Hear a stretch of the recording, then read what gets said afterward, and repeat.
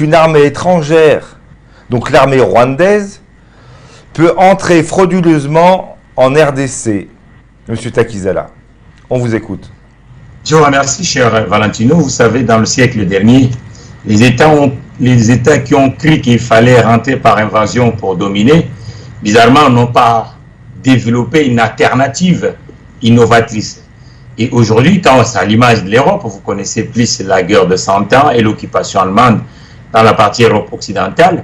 Et aujourd'hui, vous voyez que l'Allemagne gagne plus. Vous savez, Strasbourg a été dans sa vie 4 fois ou 3 fois territoire allemand. Mais à l'époque, l'Allemagne ne gagnait pas. C'est aujourd'hui que l'Allemagne, qui est en pleine Europe continentale ou l'Union européenne, que la société allemande est en train de gagner. Donc je crois que ce sont des erreurs. Je pense qu'aujourd'hui, le Rwanda doit changer sa façon de faire et que le Rwanda doit comprendre qu'il va avancer en travaillant d'une façon seule avec les voisins qu'on appelle la République démocratique du Congo. On doit ne plus faire ces erreurs de débutants ou que c'est avec des bottes de char que cet État va gagner. Je ne crois pas. Je pense qu'ils doivent tirer des leçons à ce que... Vous pensez qu'ils peuvent cohabiter, M. Takizala? Mais s'ils ne cohabitent pas, cet État est enclavé d'abord. Je crois que, vu la démographie du Rwanda d'aujourd'hui, et si le Rwanda veut gagner, c'est en cohabitant avec des États qui ont une démographie supérieure à la démographie rwandaise. Donc je crois qu'aujourd'hui, le président Kagame, en tant qu'un citoyen du monde, il doit faire comprendre à ses militaires que le voisin, ce n'est pas un ennemi, que c'est le voisin, que c'est un allié. Mais comment vous expliquez ce conflit? Je crois qu'il y a un excès de zèle parmi les hommes des rangs, de part ou d'autre. C'est pas pour rien que le peuple qui subit le zèle des gouvernements, c'est ça que vous voulez dire? Je crois qu'il y a un excès de zèle et cet excès de zèle doit être calmé des deux côtés. Parce que c'est pas pour rien, en France aujourd'hui, on demande à celui qui veut rentrer dans le rang d'avoir le minimum baccalauréat. Et aujourd'hui, dans des rangs des armées africaines, il y a la plupart des gens qui se retrouvent dans des rangs qui n'ont même pas le niveau de baccalauréat, et cela commence à faire des excès de zèle de part ou d'autre. Je crois qu'aujourd'hui, on appuie ces erreurs. Donc l'ignorance fait ce que le conflit perdure. Mais puisque le conflit perdure, personne ne gagnera. Je crois qu'aujourd'hui, ce conflit n'a plus d'être. Et aujourd'hui, le Rwanda est en train de se développer avec des compagnies comme Rwandair. Mais si le Rwandair vient à Kinshasa et que du côté de Kisenyi, il y en a qui viennent avec des bruits de bottes pour rentrer dans le territoire congolais, c'est ignoble ça. D'accord. Ok, passons à la deuxième question. L'armée de la République démocratique du Congo a affirmé lundi avoir capturé 3 militaires rwandais ayant traversé illégalement la frontière, puis repoussé une incursion de l'armée rwandaise dans l'est du pays, où un échange de tirs a créé la panique dans la population. Il y a eu des blessés. Pourquoi ce silence du gouvernement congolais? Pourquoi Félix Tshisekedi n'intervient pas, selon vous, Monsieur Tshisekedi? Monsieur Takizala, excusez-moi. Moi, je pense que le président Tshisekedi est à la tête de l'Union africaine et puis la diplomatie congolaise et la diplomatie militaire congolaise doivent parler, doivent négocier égal à égal avec le partenaire et le gouvernement rwandais. Le Rwanda a une ambassade dans la ville de Kinshasa et aujourd'hui, celui qui est à la tête de cette ambassade, c'est quelqu'un qui a le double culture. Il est à la fois rwandais, il est à la fois congolais. Donc je crois que monsieur qui est l'ambassadeur du Rwanda au niveau de la République démocratique du Congo, il a le sang congolais, il doit essayer de dire aux autorités de Kigali que ce n'est pas normal, que nous ne devons pas continuer avec ce genre de choses et qu'à chaque fois, au lieu que ce soit des coopérations économiques, et aujourd'hui, c'est toujours entre les frontières de Gisenyi et du côté de Goma qu'on parle uniquement de la logique militaire, ce n'est pas normal. Je crois que ça doit changer. Parce que ça dure. Ça fait 94 que la population du deux côtés, qu'il soit du côté de Gisenyi et du côté de Goma... Monsieur Takizala, ce serait quoi la solution pour vous? Je crois qu'il y a la solution. C'est pour ça que je vous ai dit, l'avantage en est qu'aujourd'hui, du côté de l'ambassade du Rwanda à Kinshasa, c'est quelqu'un qui a deux parents. Du côté de sa mère, je crois, c'est congolais. Du côté de son père, c'est rwandaise. Et ce monsieur doit jouer le médiateur des deux côtés. C'est une fille qui doit parler en frangé, en disant aux Rwandais qu'il faut cesser de croire que c'est en venant dans la logique militaire qu'on va gagner. Et vous ne pensez pas que quand... Monsieur Tekezi, là, vous ne pensez pas que quand le sang a coulé, c'est dur de refermer les plaies? Je pense que... Vous ne pensez pas qu'il vaudrait mieux que les deux pays se séparent, enfin, chacun gère son économie, gère son territoire? Vous imaginez des Mooncall avec le président Mitterrand? Et les sangs a coulé entre l'Allemagne et la France. C'est vrai. Mais est-ce que si se séparent, ça va créer quoi? Je pense que le Rwanda ne peut pas vivre sans la République démocratique du Congo. Et la République démocratique du Congo a le voisin qu'on appelle le Rwanda. Je crois que des deux côtés, le président Tshisekedi a montré de quoi capable en disant que nous devons vivre ensemble, mais pas d'une façon saine, avec pas l'hypocrisie, mais avec une logique diplomatique saine, des relations de partenaires. Mais on doit cesser de croire que c'est autour des armes que le Rwanda gagnera. Mais l'Europe n'est pas mêlée dans cette guerre fratricide. Non, mais il faut avoir des preuves. Vous pensez qu'il n'y a pas des intérêts de l'Europe qui fait que la guerre les arrange? Moi, je pense que cette guerre-là, et ceux qu'ils ont attrapé, il n'y a pas un militaire européen, ils ont attrapé un militaire africain, et c'est aux Africains. Oui, mais c'est l'Europe qui envoie, peut-être qui est au-dessus de ça. Non, en tant que des analystes, je pense que lorsqu'on n'a pas de preuves palpables, on ne peut pas commencer à désigner. Nous sommes sur l'espace public international. Je crois qu'aujourd'hui, ceux qu'ils ont attrapés, ce sont des Africains, ce sont des Africains de monter en gamme, de comprendre que c'est en travaillant d'une façon organisée, mais pas en allant avec des armes que l'Afrique gagnera. D'accord. Prochaine question, Monsieur Takizala. La population de ce coin alerte la présence de militaires rwandais. Or, Monsieur l'ambassadeur nie les faits. Pourquoi cet ambassadeur nie les faits, selon vous? Il est l'ambassadeur de la République rwandaise. Il joue les intérêts de la République rwandaise. Il ne joue pas les intérêts de la République congolaise. Mais il doit être normalement neutre. Ben non, mais il n'est pas neutre. Il représente quoi? Il représente le gouvernement rwandais. Il ne représente pas le gouvernement congolais. C'est clair et net. Ça signifie qu'il est le représentant du pouvoir rwandais. Et normalement, aujourd'hui, c'est du côté congolais. Ça signifie que le ministre de l'Affaires étrangères congolaise et le Parlement congolais et le Sénat et la Chambre basse, il y a des commissions. La commission défense nationale et la commission diplomatique, ils doivent maintenant rentrer en bataille pour dire, voilà, de faire valoir s'il y a des preuves tangibles et d'aller au niveau des organes internationaux, y compris régionaux, pour montrer ce genre de forfaits. Ok. On va bientôt écouter l'ambassadeur Vincent Karega, son allocution dans quelques instants, et on en revient après pour faire un retour. Actualité.cd. Restez en contact permanent avec l'actualité. Différents objectifs poursuivis en RDC par le Rwanda. L'incident, le petit incident qui s'est estompé immédiatement est un incident d'erreur souvent répété de traversée de frontières par des forces de l'ordre qui poursuivaient des fraudeurs qui ont choisi de courir vers la RDC et un des agents de l'ordre rwandais a traversé de quelques mètres en poursuivant le fraudeur qui avait des colis inconnus sur son dos. Et donc c'est une affaire purement de fraude.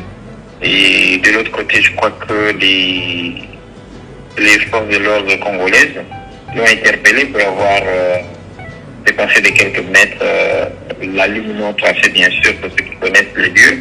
C'est très difficile de démarquer à l'œil nu la frontière. Et pour régler la question, je crois qu'il y a eu pas échange des tirs, mais des tirs en l'air de part et d'autre des gardes frontaliers. Et en fin de compte, les Rwandais sont au Rwanda, les Congolais sont au Congo. Et les deux niveaux nationaux n'ont aucun problème ou aucun différent de frontières ou des guerres ou des combats quelconques. Donc, l'élément est une incompréhension et aussi dû à une certaine erreur d'estimation des lignes limites. C'est tout. Rien d'agressif ou rien d'agenda caché. Pourquoi on occuperait des villages congolais et on n'y a aucun intérêt, on ne ferait pas ça. Donc, je ne comprends pas d'où viennent ces informations. Sans doute que c'est des gens mal intentionnés ou mal informés, mais il n'y a aucune intention d'occuper quoi que ce soit qui ne soit pas rwandais. À ce stade, les rapports sont beau fixes entre les deux pays. Toujours au beau fixe, et moi-même je viens de Goma pour l'inauguration de la ligne rwandaise. Les frontières ouvrent au plus tard que possible. Donc, nous avons entendu Vincent Karega. Je trouve qu'il minimise beaucoup les faits et qui traversit la vérité, qui l'arrange un peu à sa sauce, des faits qui sont quand même graves. Est-ce que vous pensez comme moi, Monsieur Takizala? Quelle est votre analyse sur ce passage de Monsieur Vincent Karega? Vous savez que les diplomates, en général, c'est pas pour rien on dit la diplomatie.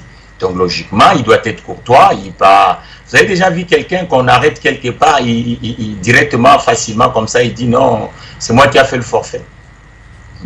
Et c'est lui qui, en général, mais normalement, s'il y a des faits accablants, ce qui vient de se passer. Il y a eu des tirs, il y a eu comme des faits. Donc, s'il y a des faits accablants, ce qui s'est passé, et même si monsieur l'ambassadeur, comme vous dites, qui minimise, je crois que du côté de Kinshasa, il faut que maintenant qu'il monte au créneau avec de preuves tangibles auprès des organisations régionales et sous-régionales, même des instances internationales, en montrant ce genre de pièces que voilà, il y a eu de bavures dans le territoire de la souveraineté de la République démocratique du Congo. Ok, ce qu'on va faire, monsieur Takizala, on va écouter la version de l'armée congolaise. Vous allez voir, elle diffère quand même beaucoup. On les écoute. Sur les sols congolais, et ces éléments ont eu à occuper 6 villages. Et ils sont arrivés jusqu'à 200 mètres de la route nationale numéro 2. C'est après l'arrivée du renfort des forces armées de la République démocratique du Congo que ces éléments ont rebroussé chemin. Voilà pourquoi il y a eu ces agitations à Kibumba dans la matinée d'aujourd'hui. Ben écoutez, il est encore trop tôt de vous parler d'un quelconque bilan, mais ce que vous devez savoir, c'est que les éléments qui ont fait l'incursion à Kibumba sont bel et bien connus et identifiés. Il s'agit bel et bien de RDF. Et par rapport à tout ce que vous voulez connaître vis-à-vis de cette incursion, vous devez savoir que nous sommes tous membres de la structure appelée mécanisme conjoint de vérification élargi.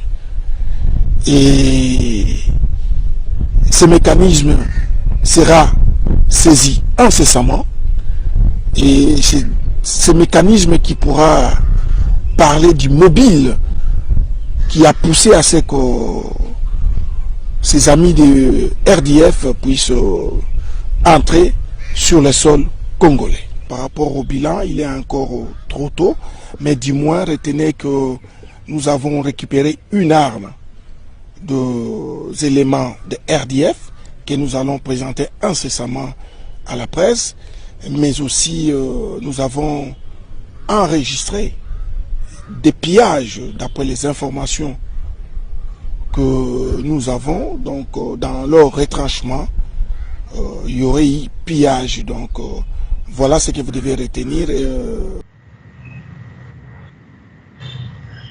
Les Congolais sur ces faits. Donc je reviens vers vous, Monsieur Takizala. Donc une précision avant de vous donner la parole. Il y a quand même eu 6 villages qui ont été pillés. Il y a eu des armes. Donc il y a un fait qui est accompli. Comment vous expliquez que quand même Karega minimise cette invasion, même si tous les éléments ne sont pas encore clairs, il y a quand même beaucoup de choses qui font que c'est une invasion. Je vous écoute, Monsieur Takizala. Je pense qu'au début de cette analyse, je vous ai essayé de faire remarquer que ce n'est pas l'invasion qui fait gagner les nations. Et dans le siècle dernier, il y a des États qui ont cru qu'ils en allaient occuper d'autres territoires qui vont avancer. Mais ironie de l'histoire, ces États aujourd'hui avancent collectivement avec les autres États. Je crois qu'aujourd'hui, le Rwanda doit comprendre que c'est en allant en harmonie avec les États limitrophes, entre autres la République démocratique du Congo, qui gagneront. Aujourd'hui, ils ont une compagnie d'aviation qui dessert plusieurs territoires africains. C'est autour de ces échanges-là que ce pays peut rayonner dans le monde. Donc, ce genre des actes du siècle dernier, elle doit finir. Aujourd'hui, le monde est en harmonie et que c'est avec cette symbiose que l'Afrique peut gagner. Et aujourd'hui, le défi africain, c'est l'occupation des uns des autres, c'est de faire monter un marché comparable aux autres marchés du monde et de l'occuper. Oui, mais M. Takizala, comment voulez-vous qu'il y ait une conciliation, qu'il y ait un partenariat, si déjà il n'y a pas une reconnaissance des actes qui sont produits? Le mécanisme conjoint de vérification, on va le prouver, il y a pillage, il y a des villages, il y en a 6. Je crois que dans la partie il y a eu des armes. Dans la partie est de la République démocratique du Congo, ça signifie qu'aujourd'hui, ils ont commencé à faire ces incursions militaires depuis 1994. Cet État n'est pas développé. Je crois que le développement de cet État se fera autour des échanges commerciaux ou des échanges économiques avec la République démocratique du Congo. Ce n'est pas avec des armes que cet État va se développer. Non, il n'y a pas un État qui s'est développé avec des armes. Oui, mais il n'y a pas d'effort au niveau du Rwanda. Depuis 1994, il y a 2 pas en avant, 1 pas en arrière. C'est pour ça que nous disons que ce sont des erreurs monumentales. Si l'Europe gagne aujourd'hui, parce qu'ils font des échanges économiques. Et l'avionnaire européenne, qu'on appelle Erebus, se développe aujourd'hui parce que l'Espagne donne du sien, l'Angleterre donne du sien, la France donne du sien et l'Allemagne donne du sien. Et c'est pour ça que vous voyez qu'aujourd'hui, l'Europe peut se rivaliser dans l'ingénierie de l'aéronautique avec Boeing, parce que Boeing, parce qu'il y a un avionnaire européen, cher Valentino. Ces erreurs monumentales du siècle dernier, elles doivent cesser. Disons que du côté de Kinshasa, le palais de la nation et la primature de Kinshasa et le ministère des Affaires étrangères et le ministère de la Défense de Kinshasa doivent monter au créneau s'ils sont des faits accablants contre cette inclusion de l'Est. Ok, bon, l'enquête nous dira, suite au mécanisme conjoint de vérification, ce qui s'est vraiment passé. Et est-ce que vous pensez qu'il faut que des poursuites soient prises contre le Rwanda? C'est normal s'il y a des faits à Pascal Blanc. Il y a pas longtemps, la France a reconnu ce qui s'est fait au Rwanda en 1994. Mais tout ce qui s'est fait dans le territoire congolais, un jour qu'il faut que ça soit un coupable en face. Parce que c'est pas normal, ce paisible concitoyen congolais, qui peut être aussi une valeur ajoutée pour le Rwanda. Qu'est-ce qu'ils ont fait? Quel péché qu'ils ont fait qu'à chaque fois, cette armée, au lieu de défendre le territoire pour que les champs soient produits, du côté rwandais, du côté congolais, et qu'à chaque fois le villageois soit menacé. C'est pas normal. Ça, c'est ignoble. La sécurité, oui, il faut que la sécurité... C'est ignoble, c'est ignoble. Nous disons au président Kagame que le président Kagame, s'il veut rester dans l'histoire de l'humanité et que ça soit progressiste, il doit faire comprendre à l'armée rwandaise que ce n'est pas aller occuper avec des armes les territoires voisins que le Rwanda va gagner. Mais vous pensez que Kagame est derrière cette invasion ou c'est un groupe isolé? Qui est le chef de Rwanda? Qui est le chef du Rwanda aujourd'hui? Le premier des Rwandais s'appelle le président Kagame. Il est le commandant en chef de l'armée rwandaise. Une poche interne. Mais cette poche-là doit être anéantie. Donc vous pensez que Kagame laisse faire et détruit pas les éléments perturbateurs qui font que le Rwanda et le Congo se... Mais lorsque vous dites qu'il y a des faits, ça signifie que s'il y a des faits, ça signifie que du côté du Rwanda, il faut que l'armée rwandaise, si ce sont des gens irréguliers, et ces gens irréguliers doivent être anéantis. Ouais, au moins être traduit en justice pour que la paix perdure. Ok, oui, prochaine question, Monsieur Takizala. C'est avec la paix qu'on construit. La FRDC confirme le saisir le mécanisme conjoint de vérification de la CIRGL, la conférence internationale sur la région des Grands Lacs. Grands Lacs. Et oui, pour établir la cause de cette invasion. Excusez-moi de vous interrompre, cher Valentino, le Rwanda est le membre, la République démocratique est membre. Et il y a un texte commun qui dit de ne pas violer le voisin. Donc ça signifie qu'aujourd'hui, si ce sont des gens irréguliers qui rentrent dans le territoire congolais, je pense que la République démocratique du Congo, comme membre partenaire du Rwanda, et du côté rwandais, nous disons au président Kagame et au gouvernement rwandais de contrôler les frontières de son côté et d'anéantir ces irréguliers. D'accord. 8e question, Monsieur Takizala. Ça fait beaucoup de temps que la société civile dénonce l'absence de l'armée congolaise le long de la frontière. Nous avons toujours dit que l'armée rwandaise sécurise son territoire à partir de la RDC. Mais personne nous a cru, dit la société civile. Peut-on croire aujourd'hui que les autorités congolaises vont maintenant donner raison à la société civile? Qu'en pensez-vous, Monsieur Takizala? Est-ce qu'un avancement peut être affirmé? Moi, je pense que le pouvoir de Kinshasa, depuis que le président Tshisekedi a décidé de faire ce qu'on appelle état de chaise, parce qu'il a vu que la partie l'Est de la République démocratique du Congo, c'était des poches de résistance des Mafra, des gens irréguliers qui rentraient et qui faisaient leur état. Et je crois que Kinshasa a compris que la présence de l'État devait retourner et ils ont décidé de créer l'Ituri, le Nord Kivu, je crois, ou le Sud Kivu, en créant cette zone d'état d'urgence pour que les forces armées congolaises puissent contrôler ces territoires qui étaient l'autre fois. Oui, non, mais les retombées elles sont pas positives. Mais c'est cette histoire, cher Valentino, dure pendant longtemps. Je pense que depuis qu'ils ont décidé, c'est même pas des ans qu'ils ont décidé de créer l'état des chaises. Et pendant ce temps, ces gens ont resté pendant presque une dizaine d'années dans la jungle en créant leur propre état dans un territoire où le Congo ne contrôlait plus. Je crois que c'est tout un processus et aujourd'hui, cette présence militaire, je crois que ça commence aussi à démanteler ces réseaux mafieux qui ont installé à l'est de la République démocratique du Congo. Mais le Rwanda, il est quand même impliqué. Vous ne pensez pas que ça vient d'abord du Rwanda? Bon, vous savez, le Rwanda, c'est un État.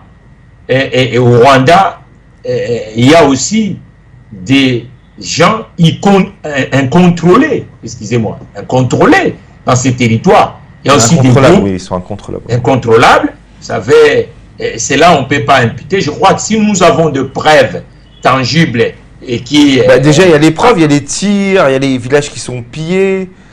Mais est-ce que ces tirs-là, est-ce que ces tirs-là prouvent 24 en disant que non, c'est l'armée rwandaise? Ça peut être aussi des éléments incontrôlables. C'est pour ça que nous disons au président Kagame qu'il faut contrôler cette partie voisine avec la République démocratique du Congo. S'il y a des éléments incontrôlables, ces éléments incontrôlables doivent être anéantis. Ok. Donc, dernière question. Il y a quelques mois passés, le président Félix Tshisekedi avait signé 3 accords de coopération bilatérale avec le Rwanda. Mais pourquoi ce même pays, qui est le Rwanda, continue à violer ces accords? Vous ne pensez pas qu'il y a quand même une forme de laisser aller au Rwanda, qui laisse faire ces injustices et ces invasions? Non, les accords bilatéraux ne sont pas respectés. Moi, je pense que le Rwanda gagnera lorsque l'échange sera sain, l'échange sera courtois, l'échange sera économique, l'échange sera diplomatique, l'échange sera culturel, mais ce n'est pas autour des armes que cet État va gagner. Et je crois qu'aujourd'hui, le président Kagame, pendant longtemps, il est dans la sous-région. On regarde la question, M. Takizala. Donc, c'est par rapport, il y a eu 3 accords de coopération bilatérale avec le Rwanda. D'accord? Mais pourquoi ce même pays, qui est le Rwanda, continue à violer ces accords? ils ne respectent pas les accords de coopération bilatérale. Est-ce que vous pouvez les citer? Vous les connaissez, ces accords? Mais je vous dis que les accords entre les États, elles existent. Elles continuent toujours. Les États vivent entre les uns et les autres. Je crois que le président Tshisekedi, depuis qu'il est arrivé, il a montré sa volonté de, malgré tout ce qui s'est passé dans la partie de l'Est, mais il a compris que, bon voilà, il fallait construire un autre dynamisme entre le Rwanda et la République démocratique du Congo, et au lieu de continuer dans ce qui était la contrebande de l'autre fois. Il a montré la volonté de Kinshasa. C'est pour ça que nous disons président Kagame. Nous disons président Kagame quoi?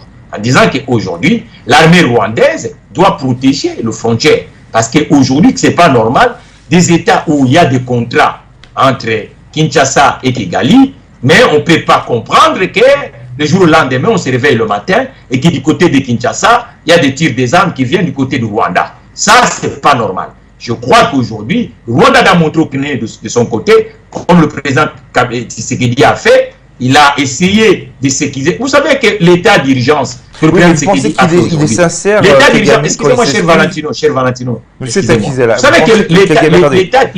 Monsieur Takizela, quand le président Paul Kagame présente des excuses, il n'est pas sincère. Parce que ça se renouvelle.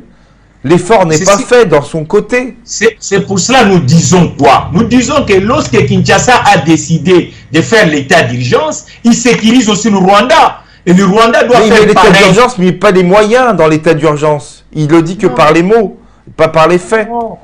Je crois ni par l'armée, ni par les faits, quoi.